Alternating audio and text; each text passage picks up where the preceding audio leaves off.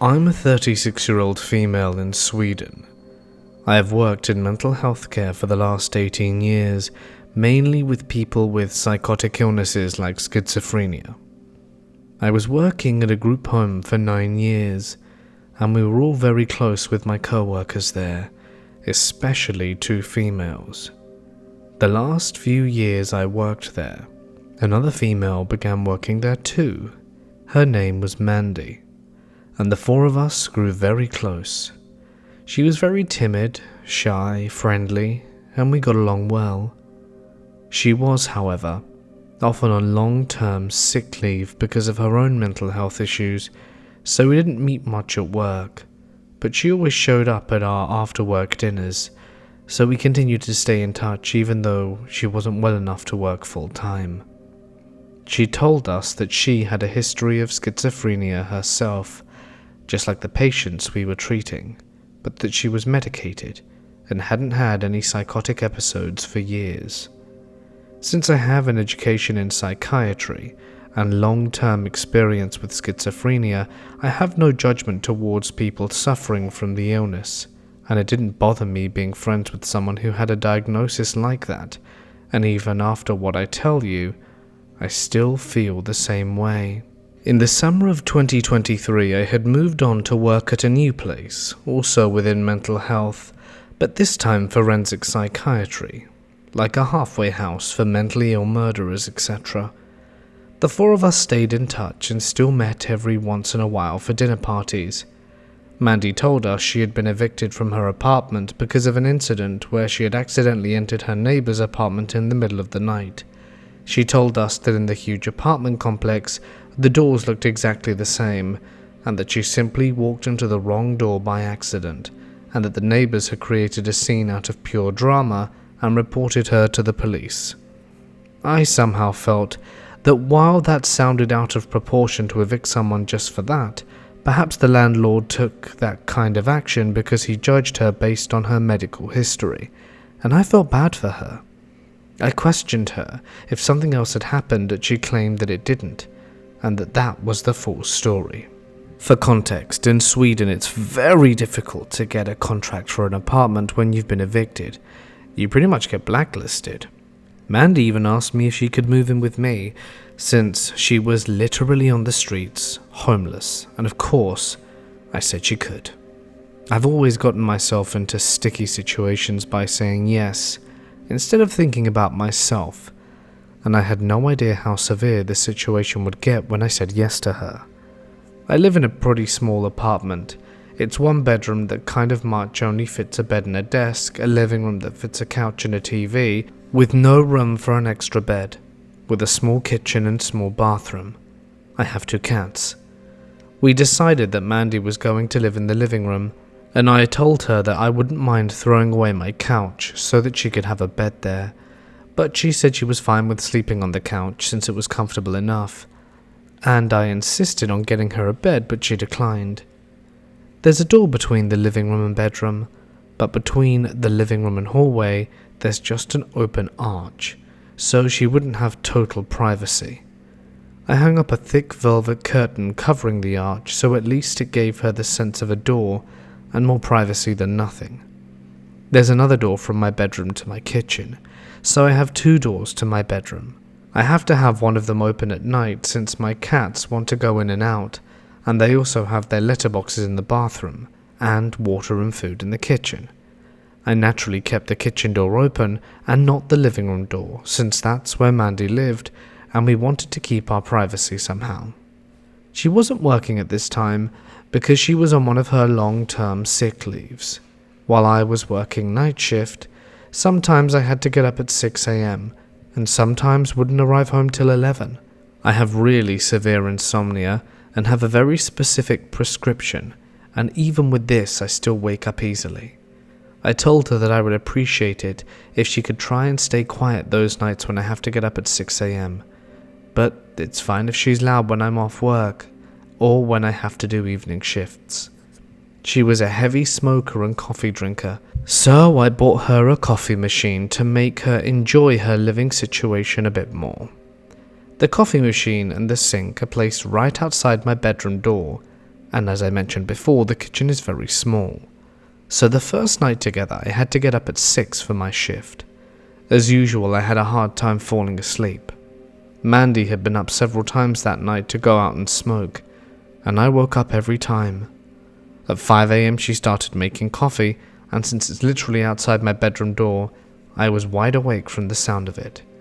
I asked her in the nicest possible way why she was up this early, asking if she had any plans for today. I mean, she's on sick leave. Why not sleep at 5 a.m. if you can? And she said that she just couldn't sleep. I told her I was sorry for her, but would appreciate if she could just wait with making the coffee till 6 a.m, since I really needed that last hour of sleep for work. Adding to why I needed my sleep is that I have epilepsy that gets really bad when I don't sleep enough. I usually get a lot of seizures when I don't get at least 4 hours sleep, and I knew that I would probably get seizures at work now, meaning that this day would be both stressful and potentially dangerous for me, since there's a huge risk that I fall and hurt myself, and it's not a good thing to get cramps and seizures among the mentally unstable criminal clients who you are supposed to care for. I know it's not an ideal situation to work in that field with my condition, but I can inform you that I did quit after only 6 months. She said she really wanted coffee with her cigarette, but that she would try and wait next time I have to be up for work. I accepted it and went on with my day, but things didn't get better. She continued to wake me up early in the morning and throughout the nights, and continued to promise to stop, but insisted that she really wanted coffee with her cigarettes. I suggested making the coffee the night before or drinking iced coffee or Coke instead, but she didn't want that. I may add that she demanded for me to be silent at 10 p.m, because that's when she wanted to sleep, and I respected that. She used to get these moments of binge eating where she would empty my fridge and pantry from everything I had. I remember this one time I had bought a big loaf of bread, and she texted me 30 minutes after I left the apartment saying, "Hey, I'm sorry, I ate your loaf of bread. I'll buy it back once I get money." Like an entire loaf of bread in half an hour. I told her when she moved in to feel at home and that what was mine was hers, so I couldn't really get mad, but it started to annoy me for 2 reasons. It was getting kind of expensive since it was such huge amounts, and it was always at inconvenient times of the day, like after an evening shift when the store was closed. I came home hungry, and she had emptied the kitchen of everything that I had bought that same day. Mandy had long, black hair that was everywhere, all over the sink, the floor, the bathtub, and I'm no clean freak, but I think anyone could understand that it wasn't the nicest thing to step on or see everywhere in your house. She also cut her finger and toenails and just left the droppings everywhere, as well as pee drops on the toilet seat every time she'd been there. I saw a silverfish on my bathroom floor. I'd never even seen one, and they eat hair and skin and nails. So I kind of figured this fella probably enjoyed life because of the new filth conditions that my house was in. At first I didn't want to say it straight out because I thought I would hurt her feelings and I didn't want to make her uncomfortable. So I just moved the broom and dustpan into the bathroom to sort of imply that we needed to sweep the floor more often. This didn't seem to work. So after a while I told her in the nicest way possible with a smile on my face, "Do you think we could try and clean the floor in the bathroom more often? We tend to lose some hair when we brush it, and I'm afraid we might get pests. I saw a silverfish the other day and I don't want it to get worse." I always made sure we instead of you so she didn't feel attacked. She promised to think about it, but nothing changed. Shortly after I started dating a guy and was proper head over heels for him. He was also in a roommate situation, so he had a tough time getting any alone time. I asked Mandy if there was any chance we could get one night to ourselves every now and again, and that she of course could get the apartment to herself as well. She didn't like the idea and claimed that she had nowhere else to go, no friends, no family. Now I wasn't asking her to leave for 24 hours, just a few hours so we can get some quality time together. She could just go off to the library or take a walk or whatever. I was at work for 8 to 10 hours a day, 5 days a week, so she got a lot of alone time herself. One of our old co-workers realized that this was really tearing at my mood, to never get any time for myself. I started to feel suffocated. She offered that Mandy could stay the night at her place. After all, they were friends as well. Mandy said she didn't want to bother her, but we told her that she didn't, that they're friends and then she's more than welcome, and I really just wanted one night to myself with my guy. I didn't understand why she made such a big deal over leaving me in the apartment for just one night. She eventually accepted and spent the night there, and I spent the night away the next week so she could get more alone time too. When I came home the next morning from my night away, I saw my cat's water bowls were completely dried out. There were no spills on the floor, and it looked like it had been wiped out with a towel. I'd filled it to the brim the night before, and asked her how it was possible, and she said the cats must have tipped it out, but there was nothing on the floor. My cats are overly social and usually cuddled up with strangers after just a few minutes. I noticed that the cats withdrew from her more and more over time, and the last few weeks they never left my bedroom except from when they ate or used the litter box. It seemed like they were scared of her, which I couldn't figure out since she was so timid. I had this old saucepan from the 60s that meant a lot to me. You probably wonder how a saucepan can mean a lot to someone, but it was my grandmother's and it was the only thing I have that belonged to her. My mother also used it to cook for me when I was small, so it has great nostalgic value to me.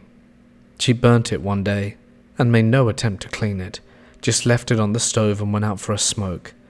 I found it ruined and cried. She didn't even say she was sorry. She broke dishes several times, didn't bother to replace them or apologize, and naturally, this added to my frustration with her. At this point, probably 2 months had passed, and she kept on waking me up at night, kept binge eating my food, never cleaned, never left the house, scared my cats, and ruined my objects. I realized she stole my prescribed sleeping pills, lots of them, and I only get one per night, no more, no less. And as you already know, I really need them. I had 20 of them in my nightstand when I left for work, and when I came home they were gone. She denied it was her, which was pretty hilarious since no one else could have been there. My frustration was getting heavy. The summer heat was strong, and I felt locked up in my tiny bedroom with my 2 cats, never getting any time to myself, never any alone time with the guy I was dating except for once every 14th day. My apartment was messy, and she was stealing from me. Out of nowhere, my old elementary school classmate texted me on Facebook how I knew Mandy. He had seen that I had posted on Facebook how we were roommates now. I told him that we were old co-workers and that she needed a place to stay because she was evicted. He said, "I know. Do you know why she was evicted?" "Yeah, she accidentally went into her neighbor's apartment." He told me that that wasn't the whole story.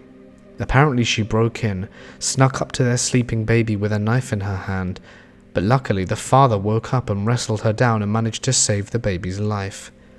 That's when I felt sick to my stomach. Could it be true?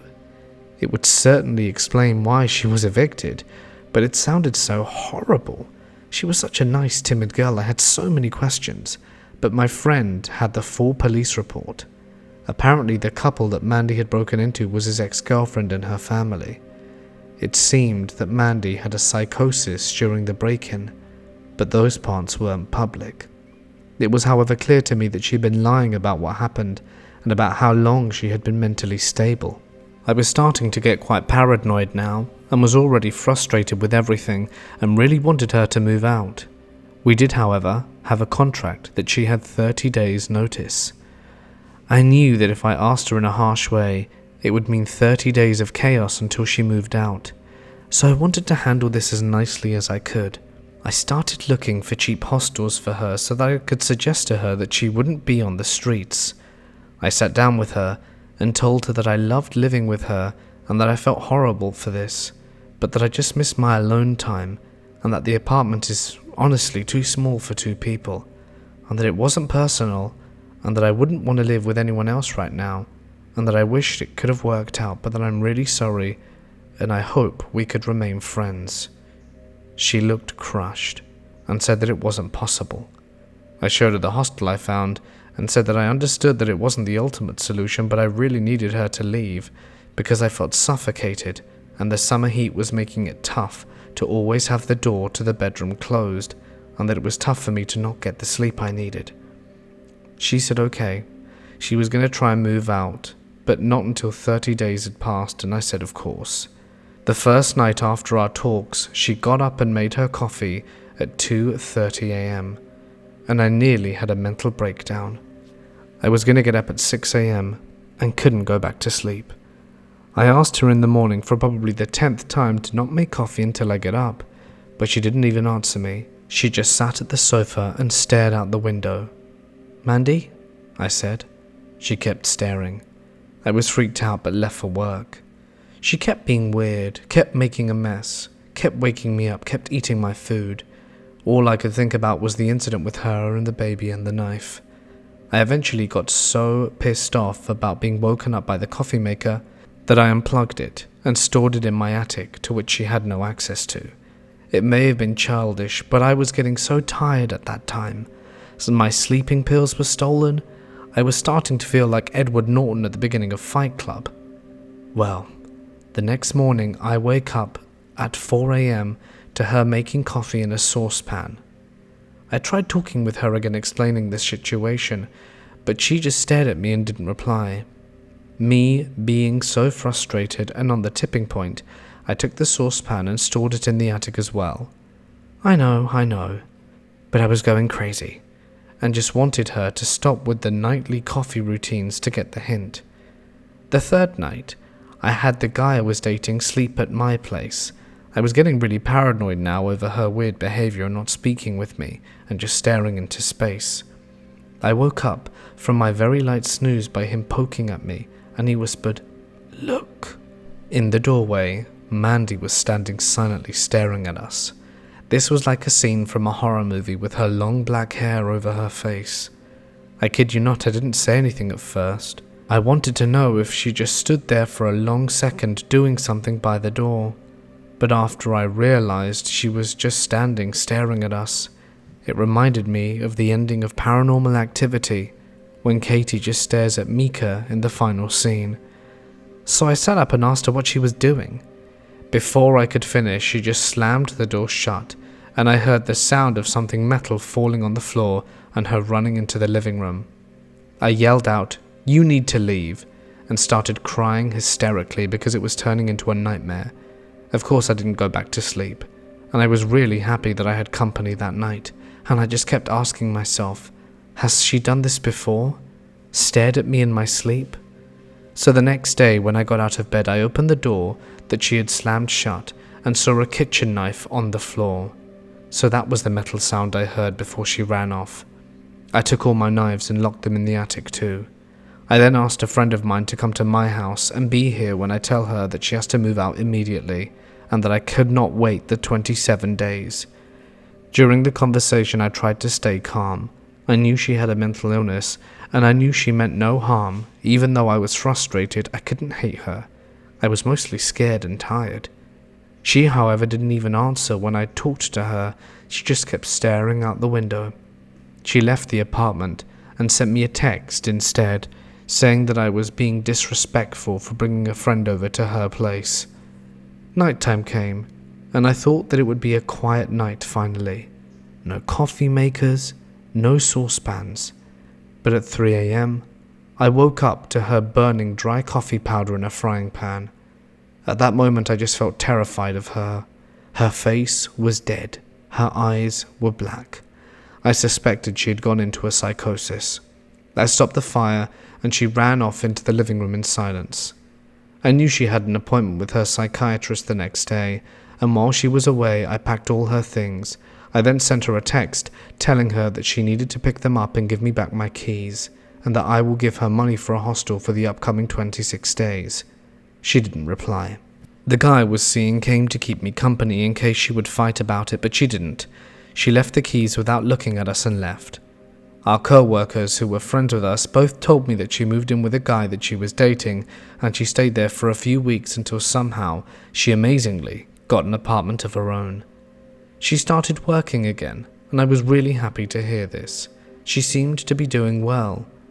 Then in January of this year, one of our old co-workers told me that Mandy had called her and told her that everything must burn, that she has a baby that she must save, and other delusional stuff. She had called the Swedish equivalent of 911, 112, about this, but they hadn't taken it seriously. Mandy then proceeded to burn down her entire apartment because the voices in her head were telling her that she has to burn everything to save her friends and family. Her neighbors had tried to rescue her from the fire, but she had fought them off and ran back and poured liquor on the fire to make it burn more. She was arrested and sentenced last week for aggravated arson. She will probably serve her time in a mental institution or prison for a while, maybe forever. What's ironic is that she will probably be in the facility where I used to work and end up where she used to work herself. My old co-worker was a witness in the trial, and apparently she had stopped taking her medication because she thought it made her feel numb and thought she was stable enough to function without it. Apparently not. She had also stopped taking her medication for the last few weeks she stayed at my house, so when she stared blankly into space, she was going into psychosis. When she stared at me with the knife in her hand, when she burnt the frying pan that last night. It disturbed me to think about what would have happened to me and my cats if she would have stayed, or if I would have been a heavy sleeper. I also think about what would have happened to that baby that she snuck into before she was evicted. And yeah, I know it's crazy that I didn't just throw her out by then, but it was complicated. The reason why I haven't been able to talk about it with my friends is because they sympathize with her and have minimized my experience and think I make it a bigger deal out than it actually is. I sort of understand it since they've never seen the darkness in her eyes or that of the last few days. I also just wanted to add a few other things. There were several times I was going to work early in the morning that she occupied the bathroom by taking long baths. I patiently waited till the last minute before knocking and asking if she could get out so that I could get ready for work. I felt really ill one time while she was staying there. I don't know what time it was, but I woke up early in the morning one day feeling very nauseous. On my way to the bathroom, I literally crapped myself and threw up at the same time. It takes 10 seconds to get to the bathroom, so you can imagine how bad it was when I didn't even make it. I had a really high fever and kept throwing up and crapping myself all morning. And anyone who's been through this would understand that you want the bathroom to yourself. I think it's pretty understandable that you'd want to be completely alone when you're this ill. My head was spinning and I was nearly hallucinating from the high fever. One random thing I laugh about today is that it was Eurovision week, and for some reason the flute solo from the Moldova song was stuck on repeat on my head while I was in and out of fever dreams. Anyway, working in healthcare, I also have a natural instinct of not wanting to spread infection, so my first thought was that besides wanting to be alone, I didn't want to risk giving whatever I had to Mandy. So I begged her, the moment I noticed, to leave me alone for her own sake. I could barely speak because it made me throw up. Our mutual friend had asked her to water her plants that week and gave her the keys to her place so that she could have been alone there, but Mandy refused to leave, and I swear if I had the energy to slip out the window and fall to my death I would have, but I couldn't. I was half sitting, half laying on the toilet with a bucket in my lap, my head sort of resting on the bucket of puke because I couldn't hold it up because of the high fever, and I just begged through whispers for her to leave so that she wouldn't be ill too. I told her, what if you get sick too? We can't share the toilet, I'll be here all day. You should go to her place before it's too late. Eventually she left, furious at me. It turns out I had a severe case of food poisoning, and I was well again 2 days later, but my God, the fact that she refused to leave is something I felt I had to add, because it made me so frustrated. I also went through our conversations and saw me asking her how long the door had been closed. That reminded me that she used to shut my cats inside the bathroom while I was away from work, so they couldn't eat or drink or use the litter box. She claimed just recently she closed it because she was trying to sleep, but I think she did it out of spite. Maybe she just didn't like cats. Anyway, I just want to say thank you for listening. This has been a real odyssey and very challenging for me, and I'm grateful that it's just all over. Recently there was an Amber Alert, and my daughter was asking me what the beeping sound was all about. For those of you who don't know, Amber Alert goes out when a child is reported missing. If you receive notifications, you know what I'm talking about. The alert will sometimes give information like the victim's appearance as well as the perpetrator, the location of the abduction, and make and model of a vehicle. My phone started beeping one evening while helping my daughter clean her room. An Amber Alert. She asked about it. I gave her a small rundown, and that was that. However, it triggered a childhood memory of the time that I was nearly taken. This isn't a memory that was lying dormant in my subconscious, and this random Amber Alert talk with my kid caused it to resurface in my mind. No. This incident is something I've pondered and thought on and off about for years, and I'm 41 years old now. It's just been a while since I've considered the factors and details of this experience. It happened when I was a young kid, probably around 7. So my parents took me to a neighbouring city to do some shopping. We lived in a small rural town, not much to offer, so from time to time we'd go to the neighbouring city, which was about a 45-minute drive from where we lived. They would take me there for school clothes, shopping, out to eat because restaurants were better, and because my mum was a crafter. She loved to make crafts, it was her thing. There were different craft stores and fabric stores she liked to go to up there, but this specific trip, we went to a fabric store, Joanne Fabrics. It was a pretty big one. As a little kid, I guess most every place seems big, but no kidding, it was a sizable store. My dad sat down in the car while I went in with my mum. He did that a lot, sit in the car when there was a store. He just didn't want to go in, and I don't blame him. I can't recall what my mum was looking for or trying to get that day, but I do remember we were in a section with a bunch of racks of various hanging fabrics.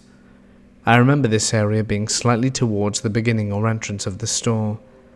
As my mum was looking through them, I began to wander, not far though, just enough to kind of look around myself.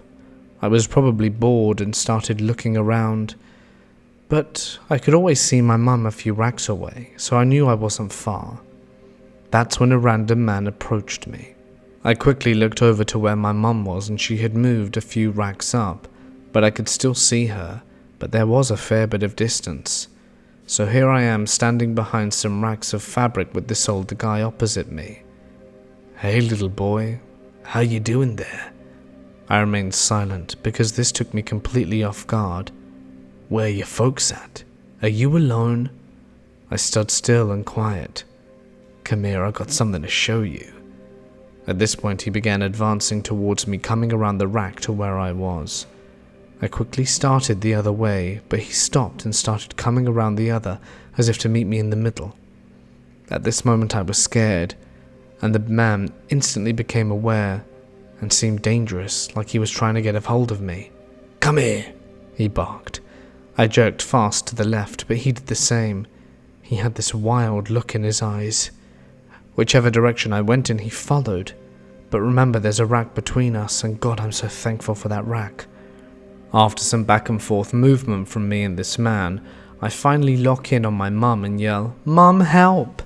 You would have thought I'd have screamed bloody murder, it was so loud, but it got my mum's attention. "What's wrong?" she asked. This startled the man, and he looked over his shoulder in the direction of my gaze, and confirmed that yep, this must be his mother. His demeanor completely changed, as if everything is fun and games and he was just messing around, and he said as much to my mum. "I was just messing around with him, no harm, ma'am." My mum came to where I was and we reconnected. The guy just tipped his hat to my mum and makes his way out the store. I explained this to my mum, and that the guy was trying to get me. I was visibly upset and shaken. She told me I did the right thing by yelling and getting her attention. I was terrified for sure, and I'm thankful something crazy didn't happen. Could I have been imagining things like this guy was really just messing around? I don't think so. I could see it. I could feel it. Why would a random older guy be trying to peruse a fabric store and talk up a kid if he was there for something like crafts? I truly believe he was up to no good. When I was 7 years old, I lived with my parents in a very small village. It was only one road. On one side there were some houses, and on the other side there was a beach. Where the house and the road ended, there was a hiking trail, but I wasn't allowed to go on it. Our house was maybe 4 or 5 houses from the end of the road. This particular day, I was walking our small dog, a dachshund. I went to the beginning of the trail and was getting ready to turn around and go back when suddenly a man approached me. He was maybe 35 years old, wearing red sweatpants and a stained t-shirt. His glasses seemed to be too big for his face, and his hair was long and greasy. He said hi and started chatting with me. I remember getting a weird feeling, but being so young I kind of dismissed it. But thinking back, I clearly remember his piercing eyes. He was staring really intensely at me, and the whole time he had one hand in his pocket, moving it slowly up and down. It seemed odd to me, but back then I had no idea what he was doing. He asked me all sorts of questions, and that was when my dog decided to take a dump. I remember thinking, oh no, not now. Why do you have to do that now? The man got a weird smile on his face and he said, "Is it crapping?" He then kept staring at my dog doing its business as if he were fascinated. At that point, I knew there was something very wrong with the man. He then asked me to go with him to see his room. I don't remember what I said, but I just knew that it would be a really bad idea. He tried to convince me by saying how nice his room was and I could see his big TV. As soon as my dog was finished, I made up some excuse and hurried home. When I got home, I told my parents about the creepy encounter, and I remember my dad calling the people whose house the guy said he lived in. They explained to my dad that the man was mentally ill. I think maybe he was their son. My dad said that it was no excuse, and that they had to look after him so that he could never invite small children to his room again. That was the first and only time I met this man, and for that, I'm grateful, as once was more than enough. This story happened about 2 years ago now. I got divorced and moved in with my mum on our family farm. The house is huge and the place is surrounded by our produce fields. When I first moved in with my 2 younger boys, aged 2 and 4, they loved it. It has so many rooms and so much more space than our crappy little apartment in Orlando. As time went by, they would say things like, "Upstairs has monsters," and eventually didn't like being alone in the house. I noticed little things, but eventually got used to the house. Now that I look back, I think they must have seen things that I didn't. After 2 years, I found a good man. We started off slow with casual little dates, which he included my boys in, which was also great. He always wanted to spend time together, even if it was just sitting around the house. One night we decided to sit outside. My mum and the boys were all asleep. I didn't want to wake them up and look for me in the house alone, so decided I would leave my phone on speaker connected to his phone via mute via phone call and take it with us. We were right outside the house, but the boys were on the other end sleeping. Hours had passed as we just talked, and eventually we had seriously started considering going to sleep. All of a sudden we both froze to silence and listened. We hear a man talking in my bedroom. He isn't saying something we can make out, but there's definitely a man speaking to my son. The voice sent shivers down my spine. My son is literally responding to him. We burst into the house and down the hall to find them still soundly asleep and the room silent and empty. I don't know why, but it still bothers me after all these years. Who the hell was speaking with my son?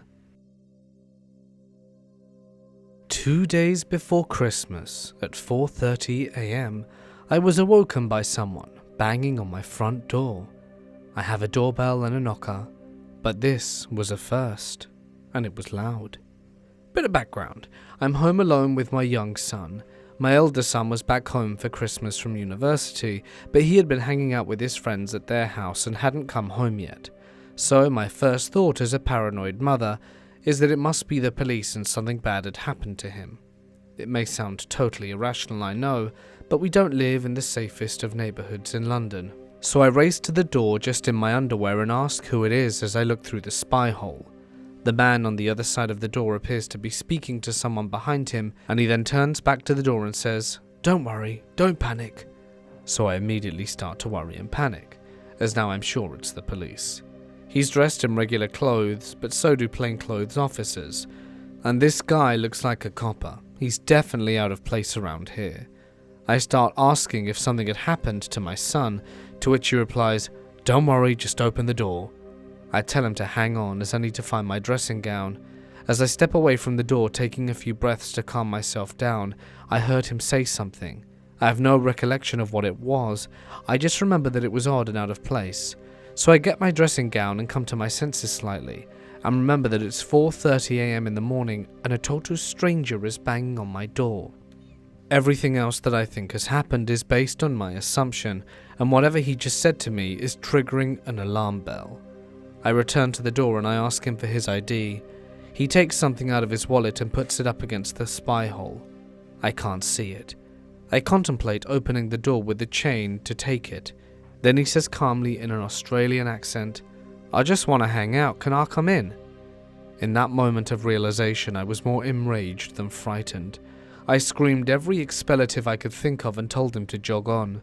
But the next day it occurred to me that had I been wearing pajamas that night, I would have opened the door to a complete stranger who was planning to do God knows what to me. I was sitting in the food court at a mall with a friend who was also 13 at the time, when a random man complimented my hat. He walks away for a bit, returns, and slams $2 on the table we're sitting at. "You guys look bored." We were bored, so we took the money and went to the arcade with him. He impressed us with his mastery of Dance Dance Revolution. We exchanged ages and Facebooks, and while him being almost a decade older than me is an obvious red flag now, I was a naive little emo kid. An adult with a studded vest and cigarettes was the coolest thing ever to me. We sit at the food court again, and he starts talking about his achievements as an MMA fighter. He tells us about his near-perfect record and flexes for us. We play it off like we're impressed by his beer gut. I mentioned Black Veil Brides, my favorite band at the time, and he immediately goes on about how he knows Andy Biersack, the lead singer, personally, and that they hang out whenever he's in town. I bring up Blood on the Dance Floor next, and he tells me he was the roommate of Davy Vanity, the singer and pedophile, years ago, even though he constantly mispronounces his name, and had hooked up with Javon Monroe. I could tell he was talking out his arse, but stupid me gave him the benefit of the doubt, and we hung out again a few weeks later with some more of my friends. This is when things got really weird. He started getting touchy-feely with the girls in our group, unwanted hugs, groping, saying generally creepy things, and hitting on them with whips whenever we were in the back of Spencer's. All of this despite having a fiancé who we sometimes hang out with. I was creeped out at this point, but luckily the guys were safe. Until we met the self-proclaimed gay vampire. About 3 to 4 months in, we were informed that he actually has multiple personalities, 2 indistinguishable straight guys, and a gay vampire, complete with hissing, a terrible accent, and no boundaries. Picture a fatter Nosferatu with a neckbeard. He wasn't as prolific with groping the guys, but no one escaped the whips.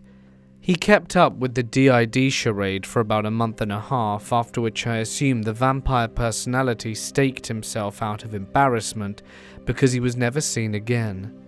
Our visits to the mall slowly started to decline over the next year and a half, and then we saw nothing of him, thanks for him getting banned for 6 months for arguing with a mall cop. The last time I saw him, he gave my friend a bag of spice with random herbs sprayed with whatever psychoactive chemical was legal at the time for the uninitiated.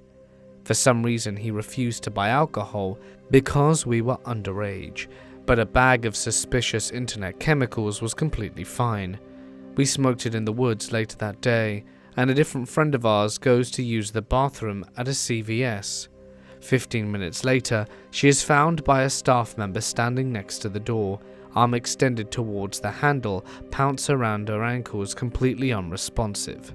Considering the unpredictable nature of the spice, she was lucky to leave in a stretcher and not a body bag. I haven't seen him since that day, and my friends would cut contact with him shortly after. From what I heard, his mum still drives him to the mall, and he hangs around the arcades to this day. I'm currently traveling Southeast Asia with my two brothers. We just arrived in Saigon this morning. In the evening after dinner and a few beers, me and my two brothers, older and younger, as I'm the middle, decided to sit on a bench in Hao Dam Park and have a quick smoke. We're chatting away, sat on the bench, when I noticed a Vietnamese man repeatedly looking at us and walking in circles very near where we were sitting. At first I wasn't too concerned about him, however my spidey senses were alerted. Then a minute or two later, I notice another Vietnamese man, dressed as a Grab delivery driver, acting suspicious and repeatedly looking at me and my brothers. The stalkers were both on their phone, and I believe they were communicating with each other. Being in a foreign country, my youngest brother told us to leave. However, it was a good 600-meter walk to the park exit. I noticed both Vietnamese men had got on mopeds and were following us through the park, stopping behind trees and watching us. Then they overtook us and sat at a bench further down the path, waiting for our paths to cross theirs. Being aware of this, we left the path and started walking on the grass as the crow flew to the nearest exit, and thus avoiding the men. We were 100 meters from the exit when my younger brother looked behind us to see one of the men sprinting towards us. My younger brother took a fighting stance, standing his ground, and asked the man what he wanted. The man's posture became very small and he began talking very quietly. Both me and my brother kept a good distance and told him to leave us alone as we walked back towards the exit, noticing the second assailant also approaching us wearing motorcycle gear. However, my oldest brother decided instead of trying to get out of the situation, he got closer to the whispering Vietnamese man to hear what he was saying. Both me and my younger brother were yelling at him to get the hell out of there, but he was being a dumbass. He was being groomed. It took the Vietnamese guy 5 seconds to win my brother's trust. Then, out of nowhere, when my older brother was leaning in very close trying to hear the man, the Vietnamese guy grabbed my brother's crotch, grabbed his dong, and he was shocked. He was ready to fight, expecting to be robbed or something, but the dong grab was very unexpected. After that, we started shouting and the men fled. For context, both me and my younger brother are competing MMA fighters. However, the whole situation was unexpected. We didn't engage in any violence towards the men, just shouted at them. It was a bit of a wild day.